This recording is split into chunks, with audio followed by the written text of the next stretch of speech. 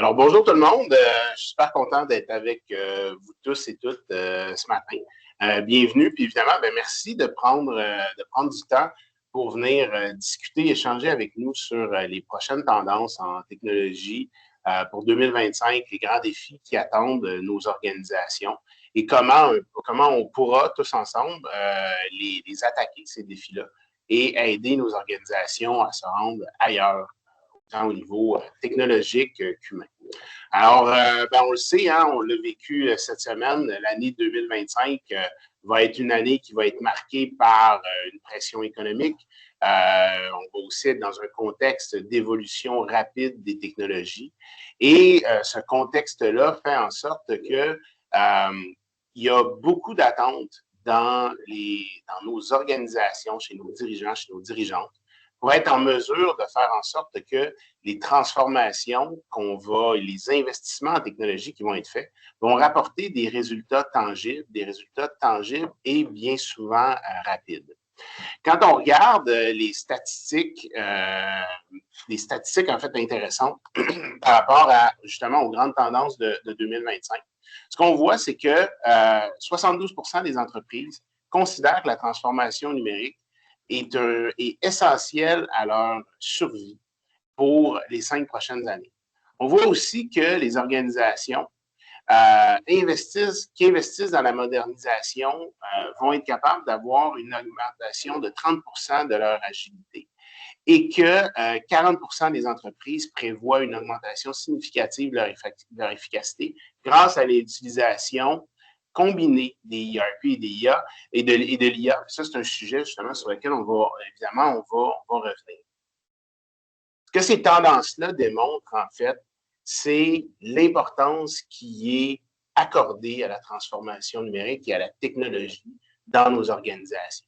Une importance grandissante qui a pris énormément de place au niveau des discussions, au niveau des comités de direction, même au niveau des conseils d'administration. Moi, c'est ce que j'ai observé dernièrement en étant en contact avec nos clients, puis c'est évidemment ce qui est confirmé aussi quand on regarde différentes statistiques. L'objectif, donc, aujourd'hui, c'est de partager, d'échanger, en fait, autour de ces tendances clés-là et d'essayer d'offrir, en fait, à vous tous et toutes, quelques solutions, des idées pour être en mesure d'aligner votre stratégie avec les investissements technologiques et, évidemment, un élément qui est super important, la culture de vos organisations. J'espère qu'à la fin, on pourra vous donner des pistes, en fait, qui pourraient vous aider à améliorer la productivité des organisations. On sait que c'est aussi un sujet qui est d'actualité. Les statistiques sont malheureusement alarmantes quand on regarde le retard de productivité des organisations québécoises et canadiennes sur nos compétiteurs, notamment nos compétiteurs américains. Alors, avant de se lancer dans le vif du sujet, je vais vous présenter les gens qui sont avec moi. Donc, premièrement, on a Martin Bourassa, qui est à ma gauche. Je ne sais pas si vous voyez à ma gauche, mais il est là dans l'écran. On a Véronique Moreau, qui est vice-présidente en transformation technologique chez nous. Martin, j'ai oublié, tu es l'associé. Alors, tu es un associé, alors bienvenue. J'ai Jonathan Tremblay, qui lui est en face de moi, qui est associé aussi, qu'on se connaît depuis très longtemps. Et on a Valérie Kim, qui est aussi là et qui est directrice exécutive de notre pratique de transformation humaine. Alors voilà, on va passer la prochaine heure ensemble. Comme l'a dit Benoît, si vous avez des questions, le micro est fermé. Par contre, on va les voir passer dans le chat et on se garde du temps à la fin. Si j'envoie des questions que je dis, toutes les questions sont intéressantes, mais ça se pourrait que des fois, j'en identifie et que je les pose aux panélistes. Donc, nous monitorons ça. Alors, écoutez, le premier sujet dont j'aimerais parler, Jonathan, je vais m'adresser à toi, puis en fait, j'appelle ça un peu l'éléphant dans la pièce. On ne peut pas parler de transformation numérique sans parler d'IA, étant donné que c'est un sujet qui est sur toutes les lèvres, notamment avec une annonce importante hier, mais je ne t'emmènerai pas là-dessus ce matin, mais étant donné que c'est toi qui lead cette équipe-là et cette pratique-là chez nous, j'aimerais savoir quel changement tu as observé chez nos clients dans les 2 dernières années par rapport à leur perception, leurs attentes envers l'IA. Puis comment tu penses que l'application de l'IA va évoluer au cours de la prochaine année? Ben, merci. Effectivement, c'est un sujet qui est très d'actualité. Si je fais juste un pas de recul justement sur les 2 dernières années, qu'est-ce qu'on a vu? Dans un premier temps, je catégoriserais l'année fin 2023-2024 vraiment sous le thème de la découverte. L'intelligence artificielle est apparue sur les radars, beaucoup avec l'avenue de l'IA générative, mais de façon exponentielle, justement, avec toutes les communications dans les nouvelles, tout le monde en parlait. Donc, vraiment au niveau de la découverte. Dans la dernière année, ce qu'on a vu, hormis le fait que tout le monde en parlait, c'est qu'il y a eu beaucoup de discussions et d'intérêt à tous les niveaux dans les organisations, que ce soit au niveau des conseils d'administration, des équipes de direction, les équipes de travail qui commençaient à utiliser différents outils, souvent non structurés, mais quand même qui avaient un intérêt pour aller voir ça. Donc, beaucoup de discussions dans ces environnements-là. On a vu le lancement de plusieurs initiatives. Les gens voulaient savoir qu'est-ce que c'était possible de faire, où l'organisation devait s'en aller, comment ils devaient intégrer l'intelligence artificielle, soit au niveau de leur stratégie. Fait qu'on était beaucoup dans la réflexion, l'initiation de certaines initiatives, certains projets, puis une accélération dans le dernier semestre par rapport à ces différentes initiatives-là. Mais on était beaucoup dans des types de projets qui étaient plus exploratoires jusqu'à présent. Il y a toujours des exceptions, mais de façon générale, on est là dans ces eaux-là.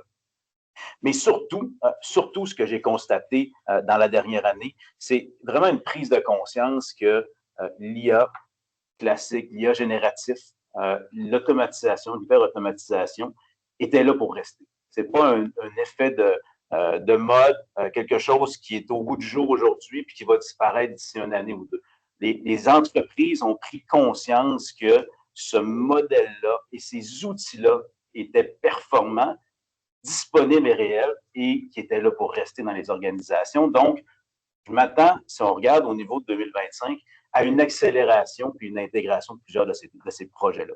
J'ai regroupé 2025 sous 7 grands thèmes, si on veut regarder les tendances. Dans un premier temps, l'adoption accrue au niveau de l'intelligence artificielle.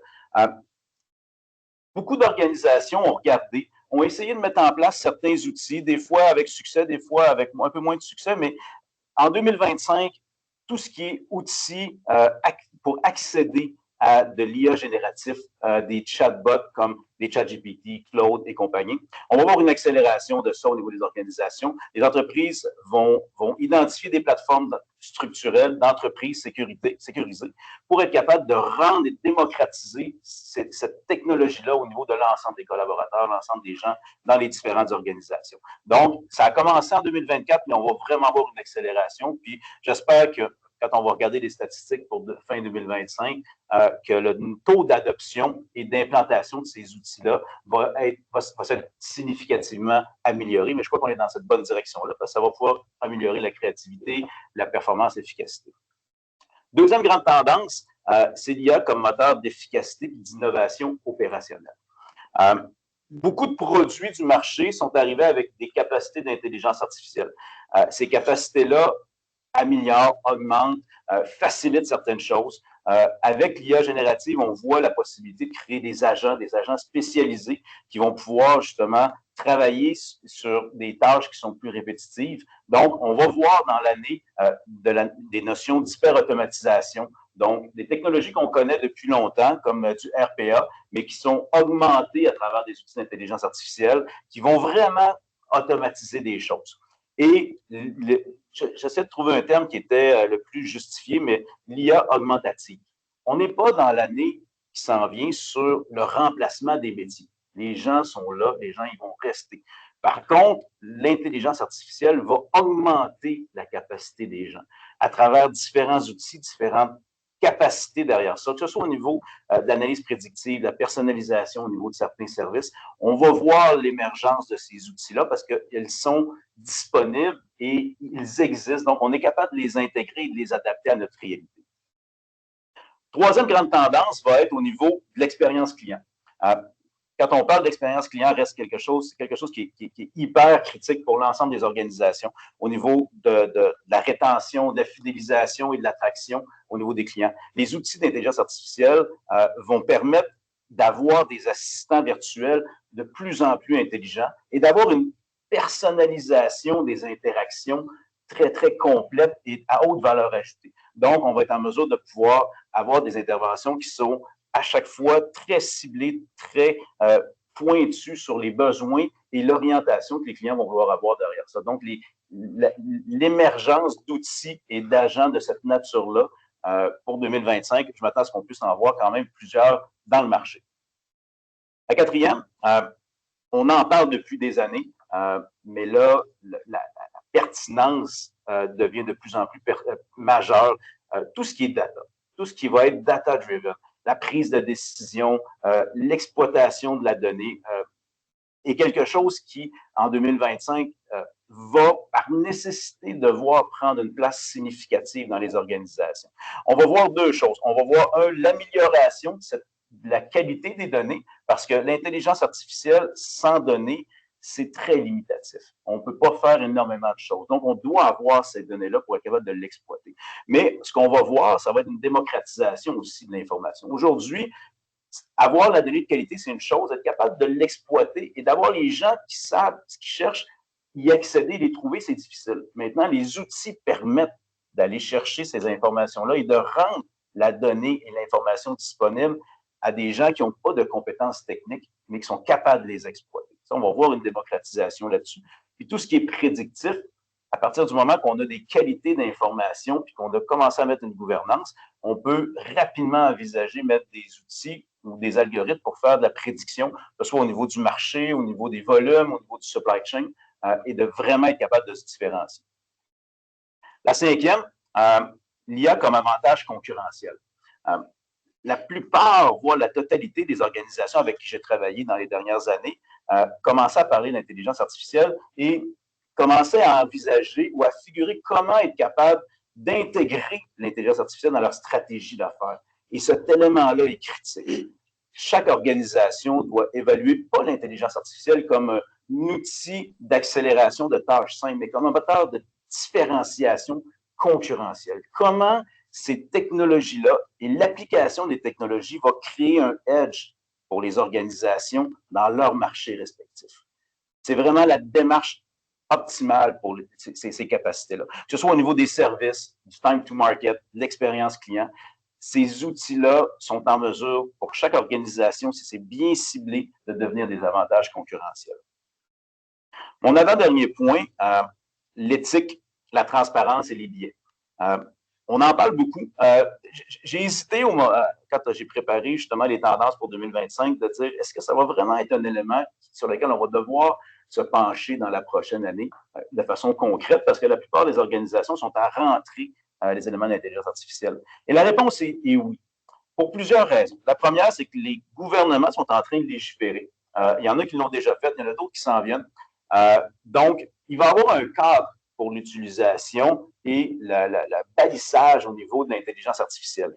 Et quand on va vouloir commencer à exploiter ces intelligences artificielles-là, il faut s'assurer que les biais et la transparence, elle est la plus grande possible au niveau des interactions, que ce soit au niveau de nos clients, au niveau de nos employés, quelle que soit l'utilisation. On veut éviter le modèle du black box, puis on veut s'assurer que chaque intervention qui est générée par l'intelligence artificielle représente les valeurs et ce que l'entreprise va avoir. Donc, c'est quelque chose qu'on parlait beaucoup, qui était beaucoup plus sociétal, mais qui, dans l'année qui s'en vient, va tomber de façon appliquée dans les organisations.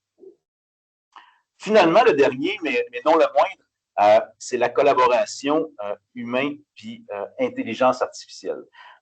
Il va y avoir une évolution des compétences qui va devoir se faire. L'intelligence artificielle ne vivra pas seule en 2025, va vivre avec les équipes, avec les gens.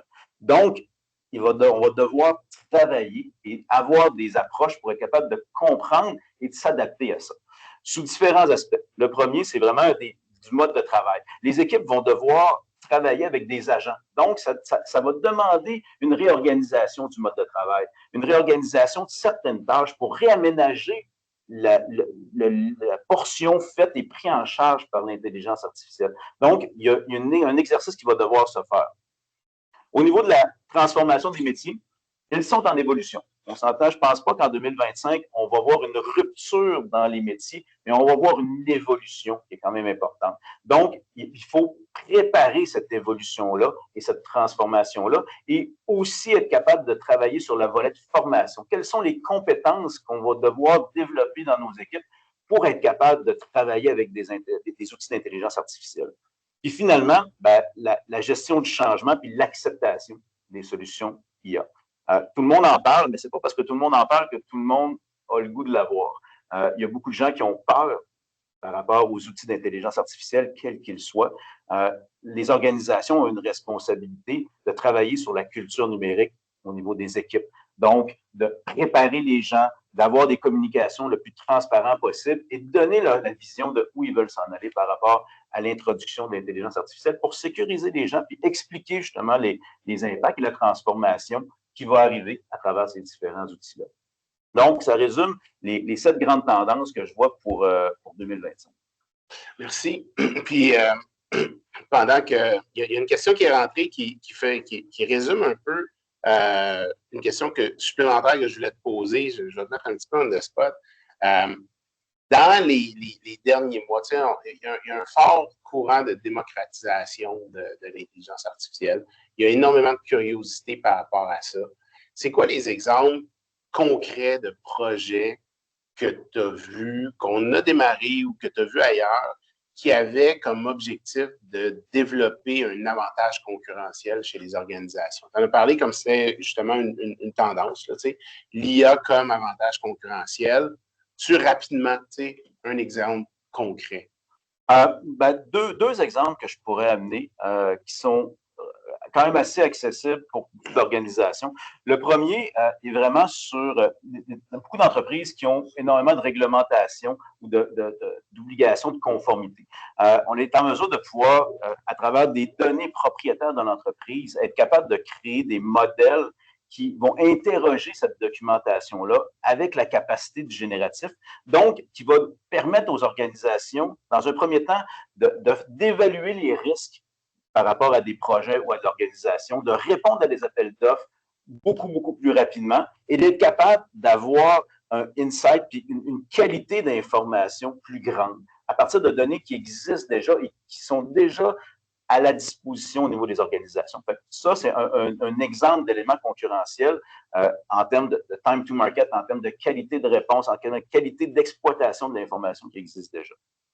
Un autre exemple qu'on est en train de faire avec un client qui touche beaucoup la portion de vision.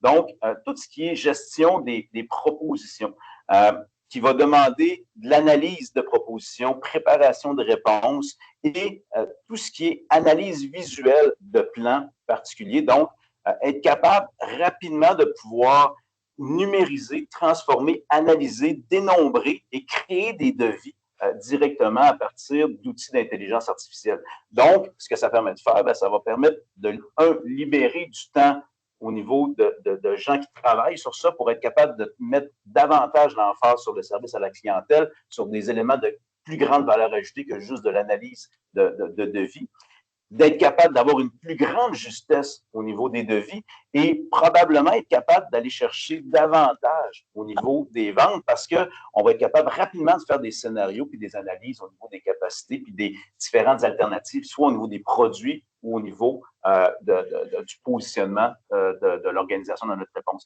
C'est des exemples d'éléments concurrentiels qui peut définitivement changer les organisations. Cool. Ben, merci beaucoup. Je vais me tourner vers toi, Véronique. Puis, il y a, en parlant, en décrivant les tendances, Jonathan a parlé du data. Puis, quand je pense au data, ça me fait un peu sourire parce que ça fait combien d'années qu'on entend parler du data? Combien d'années qu'on entend parler de l'importance de structurer sa donnée, d'être capable d'avoir une version de la réalité. Et il y a très peu d'organisations qui y sont arrivées. Et ça me fait penser au concept de la dette, au concept de la dette technologique dont on parle aussi de plus en plus. Cette dette-là, pour ceux qui sont peut-être moins, qui en ont peut-être déjà moins entendu parler, quand on parle d'une dette technique, c'est essentiellement le temps ou l'effort qui doit être investi par une organisation dans ces technologies pour être en mesure de capitaliser sur les technologies actuelles. C'est donc, à mesure qu'on fait des sous-investissements, bien, on se crée une dette technologique et à un moment donné, cette dette-là peut devenir insurmontable, un peu comme une montagne, et insurmontable dans ce sens que ça va prendre énormément de temps à venir se mettre à niveau, se mettre à jour, avant d'être capable de, finalement, capitaliser, que ce soit sur l'IA, que ce soit sur l'IoT, que ce soit sur plein d'autres technologies. Donc, j'aimerais ça t'entendre, Véronique, sur les étapes concrètes qu'on peut prendre pour réduire la technologie, la dette technologique, tout en favorisant l'innovation, surtout sachant que Gartner a sorti une statistique qui est super intéressante, qui prévoit que 60% des investissements en 2025 vont justement être orientés vers la réduction de la dette technologique des entreprises. Oui, puis peut-être avant de répondre à ta question, j'aimerais ça réagir sur cette statistique-là parce qu'elle est quand même intéressante parce qu'on dit 60% des investissements pour réduire la dette. C'est-à-dire, bien, clairement, les organisations sont conscientes de leur niveau de dette technologique. Donc, l'investissement est en majorité de ce côté-là. Donc, on va venir rattraper à un certain niveau. Mais de l'autre côté, ça veut dire qu'on est quand même tout de même face à cette réalité-là que l'investissement vers l'innovation, la modernisation est beaucoup plus petit. Donc, c'est cette réalité dans laquelle on est présentement.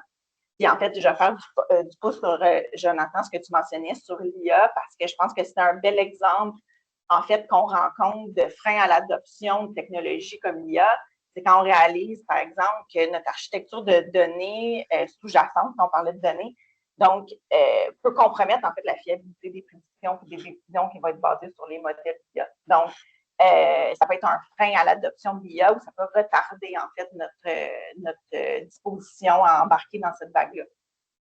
Deuxième exemple qui me vient en tête aussi, c'est au niveau de la cybersécurité. L'IA peut exposer des vulnérabilités, puis ça peut vraiment mettre disons, des données, exposer des données sensibles qui n'étaient peut-être pas suffisamment protégées dans notre écosystème actuel, puis ça met vraiment la lumière sur ça grâce à l'IA. Fait que finalement, ça démontre comment cette dette technologique-là peut être un frein à l'innovation. Là, j'arrive à ta question. Tu me posais différentes stratégies pour réduire la dette technologique. Puis pour en nommer quelques-unes, je pense d'abord penser quand on fait nos budgets TI, notre portefeuille de projets annuels, donc de penser justement à balancer et avoir un équilibre entre réduire notre dette technologique puis continuer à investir en innovation technologique. Je pense de trouver cet équilibre-là pour éviter justement de continuer à creuser notre trou dans notre dette. Je pense entre autres aussi à faire des choix technologiques qui vont permettre une intégration simple, efficace de nos différentes solutions, parce qu'on voit beaucoup que l'intégration, c'est un enjeu à maintenir ces intégrations à travers nos solutions qui sont un peu disparates, là. Donc, c'est beaucoup d'énergie dessous et c'est là qu'on voit qu'on ne peut pas maximiser le plein potentiel de nos données puis de processus d'affaires optimisés si on n'est pas bien intégré dans notre écosystème. Donc, faire des choix technologiques qui vont permettre cette intégration simple-là va être primordial. Puis, le dernier point que je pourrais amener, en fait, c'est au terme de toujours penser en termes de roadmap d'évolution. C'est de penser à toujours 3 à 5 ans d'avance, d'avoir une stratégie TI évolutive pour continuer à planifier des mises à jour, des changements d'avance, mais aussi suivre avec notre vigie technologique une évolution des tendances, des technologies. Donc, de balancer ça dans notre stratégie TI long terme pour, en fait, risquer de ne pas se retrouver obsolète finalement de ce côté-là. Je ne sais pas, toi, Martin, si c'est le genre de truc que tu observes aussi. Absolument, merci. Puis en fait, je veux dire un merci aux participants. Je vois qu'on a une belle participation aujourd'hui. C'est vraiment intéressant. Moi, mon angle à moi, étant donné que je mène le service conseil, donc j'ai tendance à partir du besoin des affaires vers les technologies, comme vous le savez tous, mes chers collègues. Dans le fond, c'est vrai. Vous avez absolument raison. On est dans un air, honnêtement, au niveau service conseil qui est hyper excitant. On a une variété incroyable d'outils devant nous. Jonathan, tout à l'heure, tu as illustré toutes les tendances devant nous au niveau de l'intelligence artificielle, l'automatisation des tâches, mais avec l'aide à la décision, l'exploitation avancée de données, tout ça, prédictif, c'est super. On voit aussi la démocratisation, on en a parlé un peu, Véronique aussi. démocratisation des technologies, le low-code, no-code, des marketplaces où on peut acheter rapidement, facilement, des technologies qu'on peut intégrer facilement à notre parc applicatif, une foule d'écosystèmes d'outils gratuits, d'open source, une espèce de démocratisation. On voit que justement, ces technologies-là, c'est plus juste la panacée des gens en technologie, ça élargit le spectre de gens qui peuvent participer à des projets technologiques ou introduire des technologies. Puis on voit aussi, on doit dire, nos systèmes là, de fondation, les systèmes ERP, les CRM, les SIRH, qui ont des configurations de plus en plus près du déploiement technologique qu'on va avoir, des solutions spécifiques à des industries avec l'incorporation déjà des éléments, comme on dit tout à l'heure, AI, tout ça. C'est super, c'est ça qu'on veut. Le problème là-dedans, qu'est-ce que je me dis, c'est que c'est facile de s'y perdre aussi. C'est ça qui arrive, c'est que c'est facile de tirer dans toutes les directions, puis finalement se ramasser avec un casse-tête qui finalement se fige dans le temps parce qu'on n'est plus capable de capitaliser sur la valeur ou l'injection de valeur qu'on aura fait. Donc, selon moi, selon nous, il est encore plus important de nos jours. On revient à des choses, on parlait du data tantôt, puis le débat du data, mais on revient encore aussi, je pense, au débat de la productivité et l'efficacité des processus. Je pense que de plus en plus, oui, si on veut effacer la dette technologique entièrement, mais il faut le faire de façon à articuler de la valeur pour la compagnie. Donc, oui, la technologie reste un levier. Il faut savoir comment le mettre à disposition de ces aspects-là. Qu'est-ce que j'observe? Qu'est-ce que je vois? C'est que les compagnies qui se démarquent de nos jours, c'est les compagnies qui focusent sur deux grands éléments.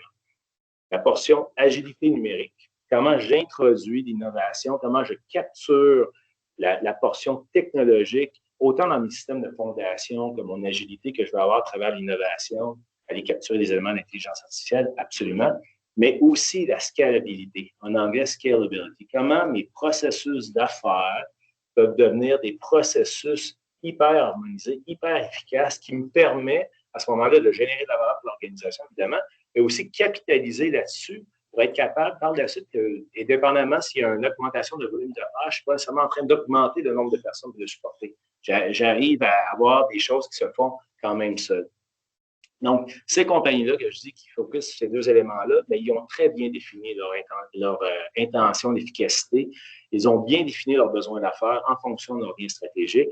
Puis, ils arrivent justement à articuler l'écosystème de technologie pour supporter ça.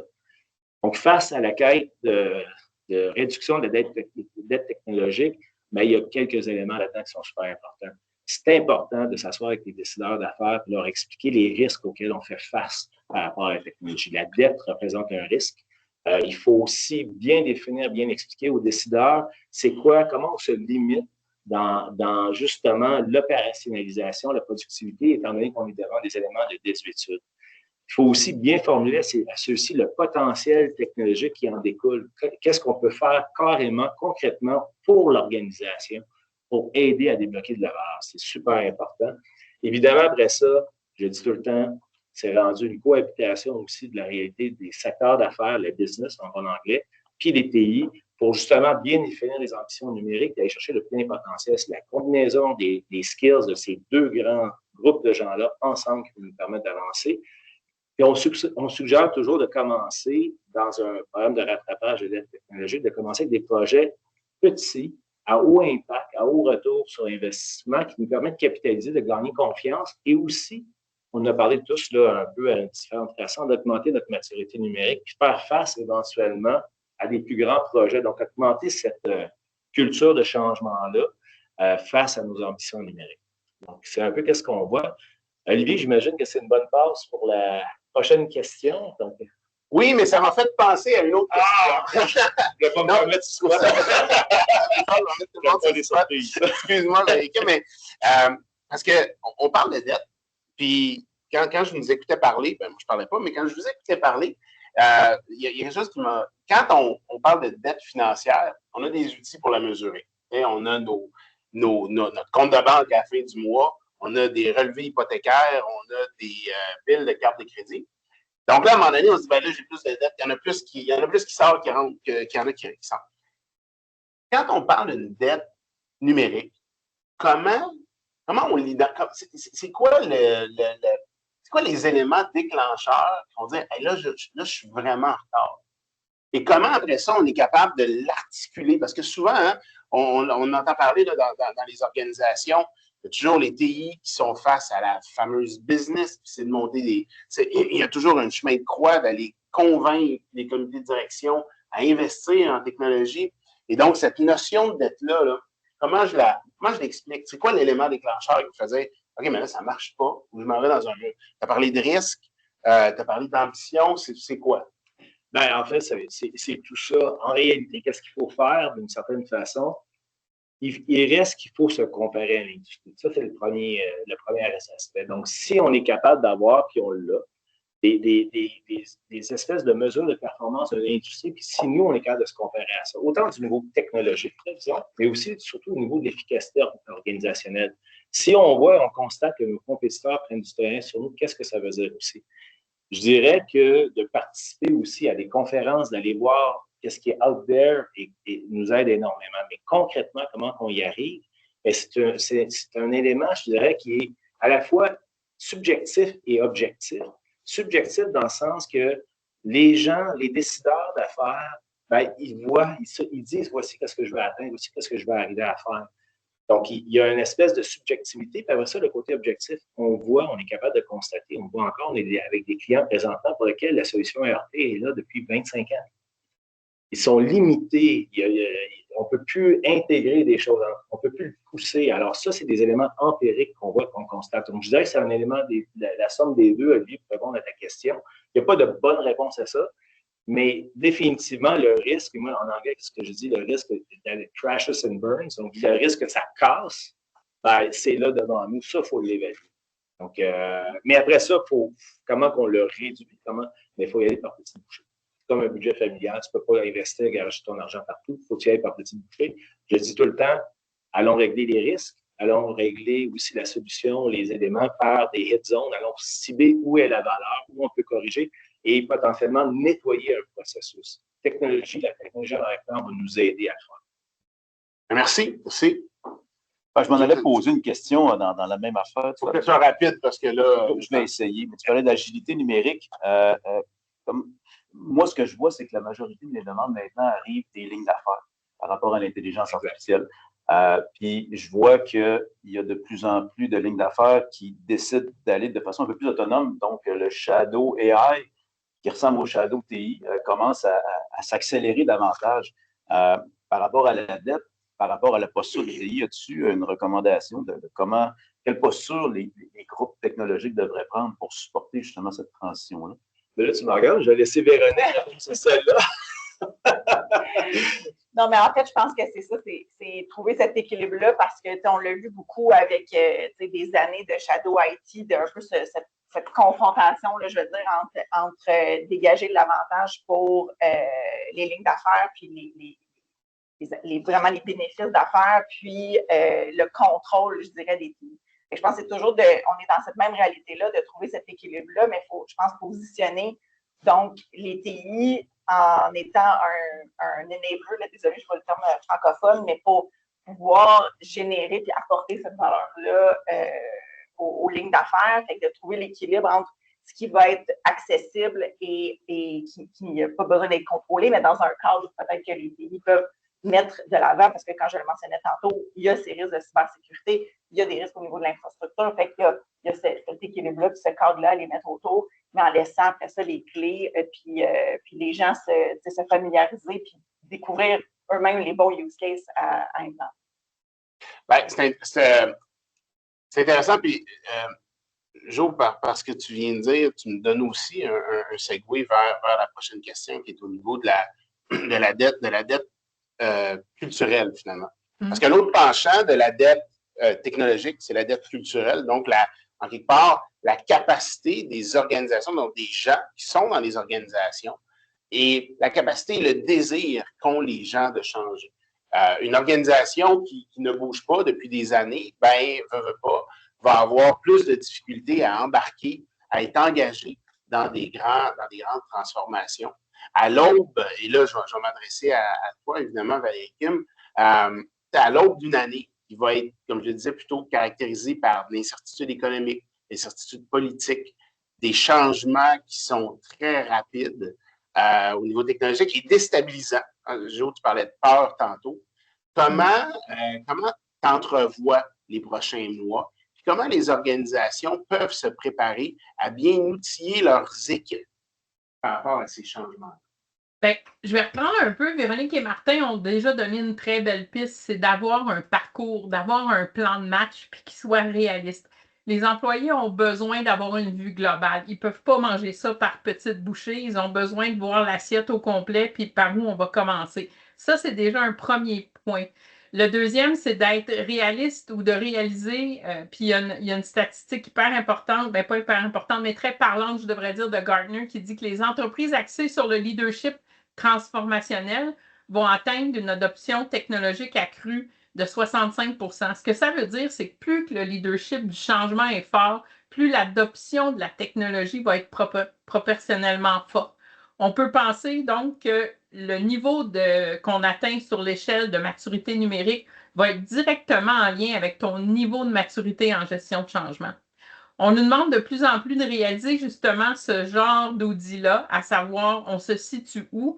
Puis ce que j'aimerais aujourd'hui, c'est partager un peu les grandes tendances qu'on a vues. D'abord, je veux dire aux gens, on peut dire qu'actuellement, là, vous êtes en bonne position si vous vous dites on a eu une réflexion sur notre positionnement par rapport à la gestion de changement, par rapport d'ailleurs aux outils, à l'approche. Si on a commencé à faire une analyse, on se préoccupe des compétences de notre équipe de leadership pour accompagner en période de changement. Alors ça, si c'est fait, vous êtes confortable. Si ce n'est pas fait, vous avez un peu de retard. Maintenant, ce qui vous intéresse sûrement, c'est de savoir qu'est-ce qui indique que je suis en avance ou que je suis leader dans cette façon-là, dans la gestion de changement, entre autres. Bien, il y a une des tendances innovatrices qu'on voit naître, c'est de démocratiser la gestion de changement. Longtemps, puis encore beaucoup aujourd'hui, on en fait une affaire de gestion. On en fait une préoccupation de la première ligne de gestion. Mais on a des clients qui ont commencé à nous demander d'équiper les employés, d'équiper la base, à comprendre ça va être quoi les étapes de ma gestion de changement, comment je devrais bien nommer mes préoccupations, c'est quoi les premières actions que je peux faire pour abattre cet obstacle-là de la préoccupation. Alors ça, c'est vraiment être dans l'innovation ou être en avant dans son temps par rapport à ça. Je ne peux pas laisser Jonathan parler d'intelligence artificielle sans parler d'intelligence émotionnelle.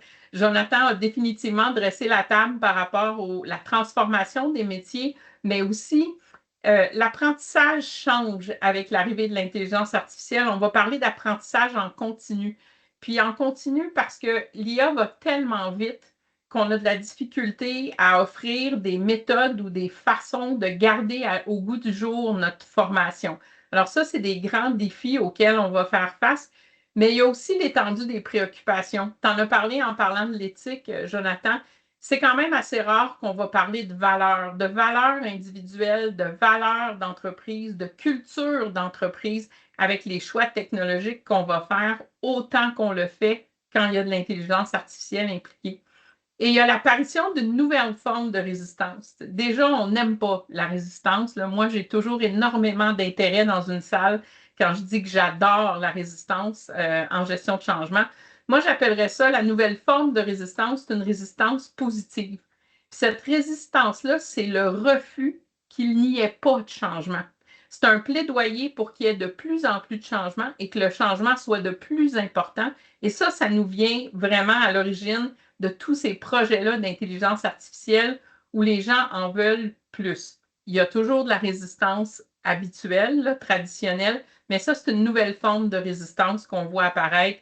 Donc, une résistance où on dit, moi, je vais résister si on ne change pas au niveau, entre autres, de l'IA.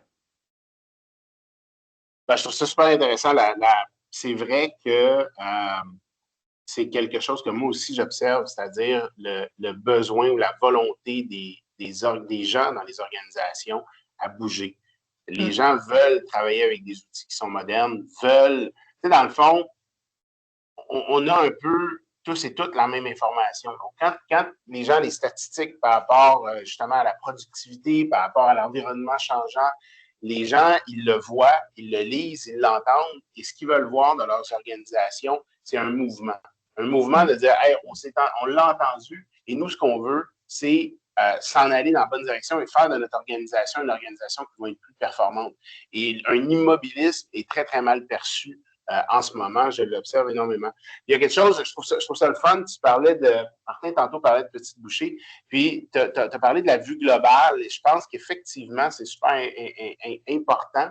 Puis, j'irai un peu avec l'analogie suivante, c'est-à-dire que, tu sais, quand tu vas au restaurant, quand tu vas manger, tu veux voir le menu, tu veux savoir, je vais-tu avoir un service, 2 services, je veux dire l'entrée, le repas principal, le dessert. Puis après ça, je vais commencer à manger, mais effectivement, je vais manger une bouchée à la fois. Mais au moins, je sais où je m'en vais. Ça me faisait aussi penser aux travaux d'Astérix. Tu sais, quand Obélix y arrive, puis c'est le repas des titans. Et quand tu ne sais pas quel repas, quel plat, combien tu as de plats en avant de toi, c'est beaucoup plus difficile à gérer que quand tu dis, ben regarde, voici ce que tu vas manger. Puis là, ben après ça, gère-toi, puis avance là-dedans. Donc, je pense que c'est à gérer ta motivation aussi, ton engagement, parce que tu te dis quand est-ce que ça va finir. Quand tu connais le voyage, ben, tu es capable de doser et d'avoir une perspective, effectivement. Exactement. Fait que petite bouchée, mais avec une vue globale, là, je trouve que c'est il y a quelque chose là de très fort. Ça nous emmène à le prochain segment. Puis celui-là, j'ai vraiment hâte d'en discuter et de vous entendre. Il y a une guerre aujourd'hui. Ben, il y a plusieurs guerres, malheureusement, mais il y en a une qui est peut-être un petit peu plus drôle que les autres, c'est-à-dire les ERP versus l'IA. Hein, moi, dans le marché, dans les conférences, il y a vraiment un choc des titans par rapport à ça. Il y en a qui ne jurent que par les ERP. Il y en a d'autres qui ne jurent que par l'IA. Quand je parle d'IA, je parle en fait de développement spécifique. Cet environnement-là fait en sorte que c'est de plus en plus difficile pour les organisations de s'y retrouver. Puis de se dire, ben, OK, est-ce que je prends la bonne décision d'aller vers un ou l'autre de ces, pas concepts-là, même pas de type de technologie-là, mais de ces deux orientations-là? J'aimerais ça t'entendre, Véronique, par rapport à ça. Par rapport à quelle orientation on doit prendre? Est-ce que c'est par rapport, quand on pense aux ERP versus l'IA, est-ce que c'est un « et » ou est-ce que c'est un « ou » ? Ben, en fait, justement, je vais peut-être aborder le « et » d'abord, que on l'a vu émerger dans les dernières années. Je pense que ce ne sera pas une surprise pour personne avec nous aujourd'hui, où est-ce que l'IA a vraiment fait son chemin, a intégré les solutions ERP. Je dis les solutions ERP, mais c'est la réalité aussi pour les autres applications, les systèmes RH, les CRM, tout autre type d'applications, en fait. Donc, puis récemment, c'est l'IA générative là, qui a fait son chemin dans ces solutions-là. Fait que la combinaison des deux est définitivement une tendance qui s'est confirmée. Il y a une panoplie d'exemples d'utilisation de l'IA dans les systèmes aujourd'hui. C'est sûr qu'on pense à tout ce qui est prédictif. Ça a été, je pense, les premières formes qu'on a vues apparaître. Analyse prédictive au niveau de la chaîne d'approvisionnement, maintenance prédictive avancée aussi. Puis dernièrement, on voit plus d'intégration d'agents virtuels, par exemple, dans les ERP. Je ne sais pas si on a des gens de ressources humaines ou de développement organisationnel sur l'appel, mais dans les systèmes RH, on voit entre autres des fonctionnalités hyper avancées de proposer des parcours de formation sur mesure dans nos systèmes RH selon le profil, les compétences des employés. Donc, il y a vraiment tout un avantage à combiner ces deux technologies-là dans les mêmes produits finalement. Et c'est des grands avantages aux solutions. Ça me fait penser aussi à un point, parce que là, je vous parle d'avantages pour les utilisateurs de ces solutions-là, mais il y a aussi des avantages du côté des développeurs. Donc, il y a eu des avancées avec l'IA, où est-ce qu'on a vu apparaître dans les grands joueurs là, sur le marché des outils d'IA pour le développement d'applications, pour générer du code, donc dans ces solutions-là, avec l'IA. Donc, c'est vraiment, je pense, rendu la norme pour tous les éditeurs. Ça fait partie de leur roadmap de développement de produits, là, leur feuille de route de développement de produits. Il y a de l'IA définitivement sur ça. Puis en fait, si je reviens au concept de dette technologique qu'on parlait tantôt, si on est sur donc d'anciennes versions, des versions désuètes de nos systèmes, bien, ça veut dire qu'on ne peut pas nécessairement bénéficier aujourd'hui de ces fonctionnalités-là. Puis, on commence donc à accuser ce retard-là face aux nouvelles vagues de technologie. Puis la réalité, en fait, aussi, c'est que les solutions ERP, on parle d'IA aujourd'hui, mais demain va être autre chose. On voit déjà des nouvelles évolutions. On voit l'intégration avec des solutions avancées d'IoT, on voit encore plus d'insights prédictifs. Fait que le retard, finalement, peut s'accumuler rapidement. Ben, tu vois, puis effectivement, puis en même temps, quand on y réfléchit un peu, là, quand on pense à tout ça, c'est que c'est une espèce de course, puis tu as raison, Olivier. Les éditeurs ERP, de ce système ERP, ils ne veulent pas perdre du temps. Donc, évidemment, ils vont se lancer corps et âme. Puis d'ailleurs, pour eux, hein, petite primeur, l'intelligence artificielle, ces considérations-là, c'est un peu derrière eux. Ils sont déjà en train de regarder d'autres éléments, l'interconnectivité, l'IoT, ils sont déjà rendus ailleurs aussi dans leur roadmap de produits. Mais il reste que, il y a une certaine façon, il y a ces gens-là qui ne veulent pas perdre de terrain, mais il y a aussi les organisations qui ne veulent pas perdre de terrain, peut-être en compétiteur, qu'on entendait tout à l'heure, justement. Puis, on en veut plus de notre ERP, c'est certain. Puis, on en veut plus de l'éditeur de logiciels qui crée ce ERP-là, puis on veut nous-mêmes l'exploiter au maximum à l'interne. Il y a différentes réalités, puis c'est avec ça qu'on doit composer. Il se peut qu'on ait une version du logiciel qui n'est pas à jour, puis les investissements puis l'effort pour le mettre à jour, pour aller chercher ce bassin-là de fonctionnalité, ben, ça ne soit pas possible dans un avenir immédiat. Puis là, on voit les compétiteurs bouger là-dessus. Quand on parlait de dette technologique, Olivier, tout à l'heure, puis tu mentionnais que c'est quoi les signes? Il y en a un signe. Là, je ne suis pas capable de passer des versions ultérieures, puis je sens que les autres le font. Je ne suis pas capable de passer à une nouvelle ERP. Je voudrais changer d'ERP, mais encore une fois, c'est au prix d'un effort, au prix d'un investissement, avec peut-être l'impact beaucoup plus tard, parce que ça ne se livre pas en quelques semaines, le projet ERP. C'est quand même des projets de longue haleine. On pourrait être aussi sur la version la plus récente de notre ERP, mais en fait, tu l'as dit tantôt, Véronique, le product roadmap de l'éditeur ne correspond pas à mes besoins réels concrets, organisationnels, mais aussi face à mes compétiteurs. Donc, c'est tout ça qui se passe dans la réalité. Alors, dans les faits qu'on y pense un peu, qu'on essaie d'un peu répondre à la question, la bataille des outils alentour de nous versus le ERP, mais pour moi, je le vois comme une cohabitation organisée. J'avais à le qualifier, c'est un aspect de cohabitation organisée. Il faut être capable de débloquer encore une fois de la valeur pour l'organisation. Ça prend cette agilité-là numérique. Comment on la matérialise? Bien, on la matérialise peut-être avec des logiciels métiers spécialisés qu'on peut greffer au ERP. On pense à des systèmes très métiers pour les processus procure-to-pay comme Coupa, par exemple. Il y a aussi tout l'écart qu'on peut combler par des outils d'intelligence artificielle qui viennent combler un écart. J'ai un exemple d'un client avec qui on a travaillé beaucoup. Je ne peux pas le nommer, je ne peux pas nommer l'industrie aussi, évidemment, mais ce client-là avait commencé 2 ans passés à travailler sur la portion prédictive au niveau de ses prévisions de vente, sans même attendre que la fonctionnalité arrive dans son système ERP, auquel cas elle s'est greffée un petit peu plus tard. À travers de ça, cette compagnie-là a été capable de capturer des parts de marché parce que son modèle prédictif de prévision de vente était beaucoup plus amélioré. Mais surtout, qu'est-ce qu'ils ont réussi à faire, c'est vraiment incroyable. Ils ont été capables de définir les sources des matières de leurs compétiteurs. Ils étaient capables d'anticiper des bris dans la chaîne d'approvisionnement qui allaient potentiellement créer des back-orders, des ruptures de stock de leurs compétiteurs. Ça leur permettait de préparer le stock à l'avance pour peut-être capturer ces parts-là dans un marché qui est quand même assez synthétique au niveau de ces produits-là. Donc, on voit que ces gens-là n'ont pas entendu l'arrivée du ERP. Qu'est-ce qu'on va inclure? Ils ont démarré leur truc. Puis par la suite, c'est beaucoup plus facile d'insérer quand la technologie ERP arrive en place. Donc, pour moi, cohabitation organisée, puis comme je disais tout à l'heure, c'est toujours de viser l'agilité numérique, la scalabilité. Si les compagnies visent ça, on va être capable de créer une cohérence des systèmes qui font du sens, qui vont aller leverager finalement l'entièreté des capacités qu'on a devant nous. Olivier, es-tu d'accord avec ça? J'ai voulu répondre à ta question. Je trouve que ça fait énormément de sens. Je pense qu'à cohabitation organisée, c'est effectivement une belle manière de le résumer. Toujours, justement, tu es au cœur des discussions d'IA. La plupart des clients avec lesquels tu travailles ont des ERP.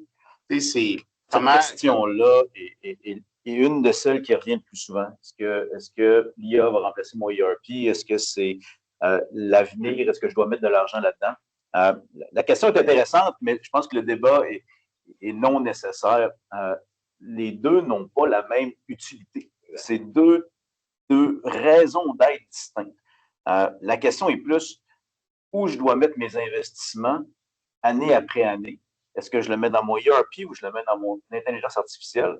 Mais les deux sont nécessaires. On doit avoir un système of record, un système qui gère nos opérations, qui gère l'entreprise et qui a une intégrité, une intégralité dans ses transactions. Après ça, on peut accoter des capacités d'intelligence artificielle pour aller plus loin. Ça peut être des intelligences artificielles qui sont externes ou internes dans les différents produits. Mais à la base, on a besoin d'avoir un noyau qui nous permet d'opérer l'entreprise. Le débat n'est pas sur est-ce que l'IA va remplacer ou non l'intelligence artificielle. Le débat est vraiment plus année après année, mes investissements devraient être où en fonction de ma dette, en fonction de ma vision et des éléments stratégiques que je vais avoir. Absolument.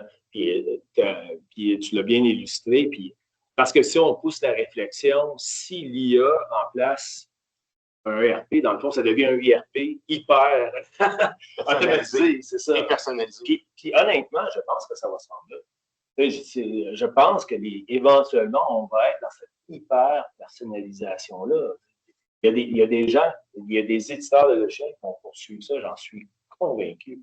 Mais effectivement, à défaut d'avoir vu devant nous présentement, c'est une cohabitation structurée, organisée de cette réalité-là, où je balance mon investissement et où je vais chercher la pleine valeur, finalement, de ces technologies-là. Tout à fait. Good. Ben, écoutez, merci beaucoup. J'en retiens plusieurs choses. Je pense que à l'aube de l'année, quand on est encore on a encore l'énergie de faire nos plans, je pense que c'est important pour les organisations de travailler sur leur productivité, mais aussi de travailler sur leur compétitivité. Et je pense que les deux, quand on parlait de cohabitation, des fois, on a tendance dans les réflexions exécutives à dire ben, ma productivité ou ma compétitivité. Je pense qu'il faut être en mesure de travailler sur les deux éléments.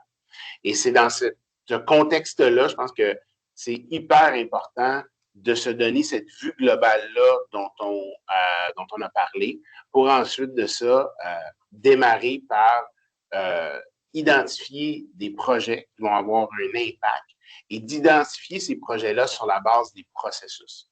Encore une fois, comme tu l'as dit un peu, Martin, au début, ne pas partir avec la technologie, mais partir avec des use cases, partir avec des processus sur lesquels, par la suite, on va être capable de mesurer l'amélioration parce que on n'est plus dans un contexte économique dans lequel on peut attendre des années avant d'avoir des résultats.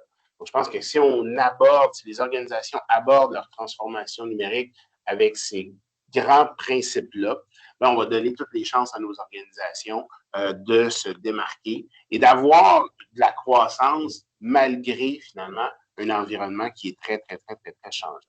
Alors, ben, écoutez, il nous reste, on est pas mal rendu à la fin. Valérie Kim, Véronique, Martin, Jonathan, je vous remercie. J'espère que vous avez apprécié, vous tous et toutes qui nous écoutez. Comme le dit Benoît au début, nous allons rendre disponible l'enregistrement avec aussi un résumé des discussions.